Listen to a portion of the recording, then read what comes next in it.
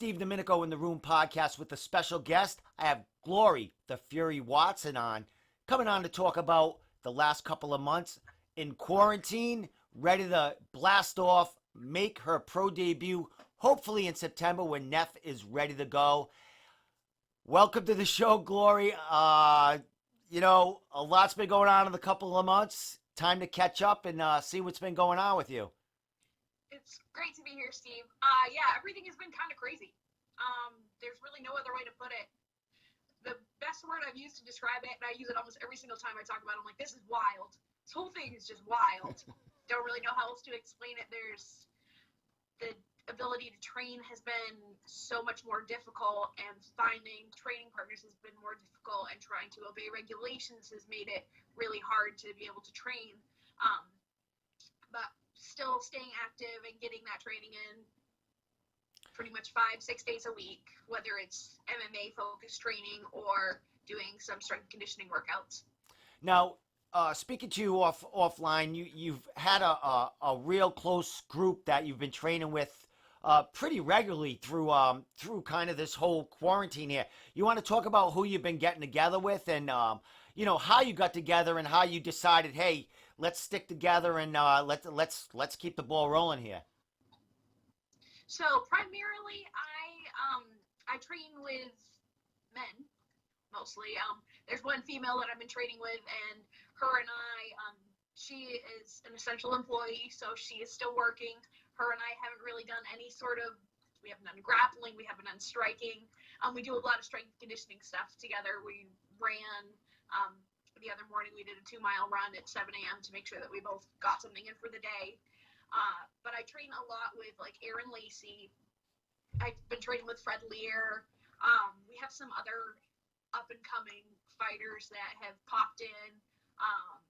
Eric Tainter comes in, who he just fought Zach Richards. So that was a doozy of a fight. So definitely a solid group of people that I'm able to train with, which is really important through all of this, having people that are able to push me. You've kind of ahead of the curve a little bit as far as getting a steady training regimen. As far as like when the quarantine is lifted, I mean, how long will it take you to get back into the groove and kind of get back to where you left off in last November, I believe? So more than likely it'll be a while before everything goes back to normal. Regardless if regulations are lifted, there's still going to be more things that are going to happen with the virus or with the virus in society, not necessarily as a pandemic.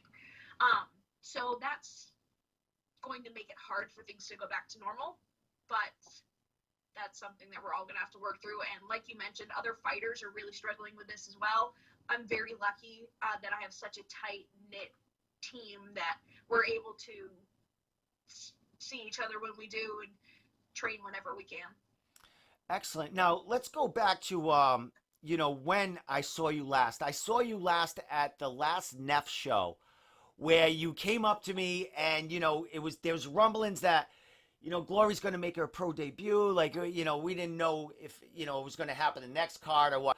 Now, I saw you at the show. We're all ready to go. When this started really, getting reeled with the virus coming out, what was your thoughts when these shows were starting to cancel and gyms were starting to shut down and, a week or 2 weeks, shows are getting pushed up? What was your thought? Did you think it was going to be what it turned out to be? I really wasn't sure because, this has never been a thing before. This is the first time that the term pandemic has been used to label something like this. So it was crazy, but our gym closed pretty early. We were training in a private facility that he would bring his kids in often and things like that. And he's like, I don't want to risk getting my kids sick. So all of us were super understanding of that. And we were grateful that he was letting us train there anyway. So it was nice. All it lasted, but it's hard to do that. And as shows were canceling, it was one of those things where it's hard to decide if you wanted them to cancel or not, because where fighters aren't getting adequate training or training at a level that would be ideal for them to be in fight performance shape. It's puts a weird spin on things. Did I talk to a lot of fighters?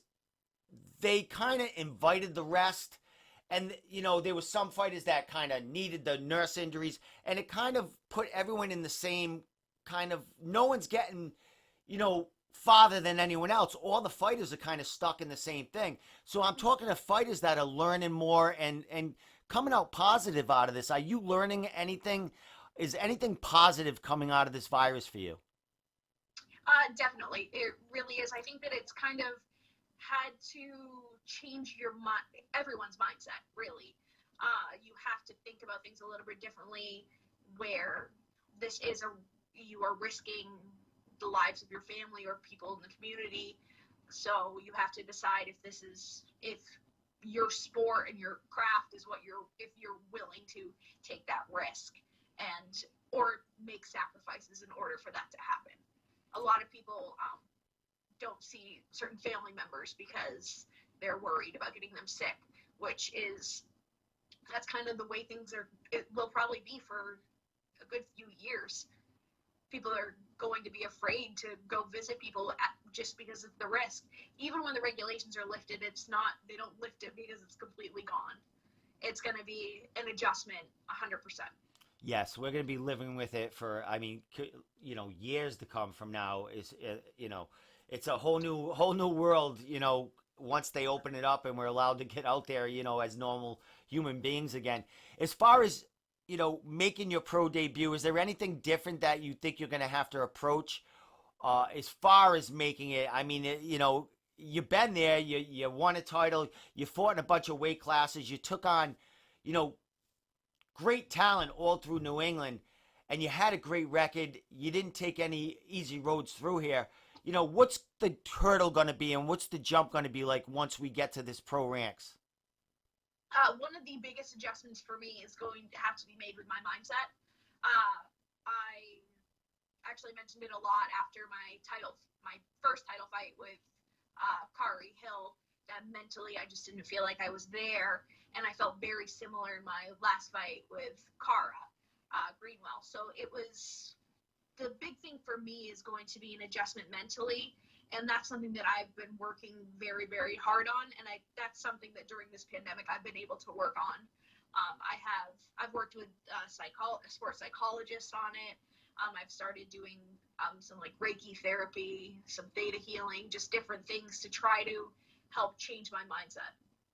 It looks like you kind of all got it together, and I think that, that pro debut is going to be something special for New England to watch. Another female star, in the makings in New England. That's the hope. Last thing before I let you go, Gloria, I know you're just getting out of training.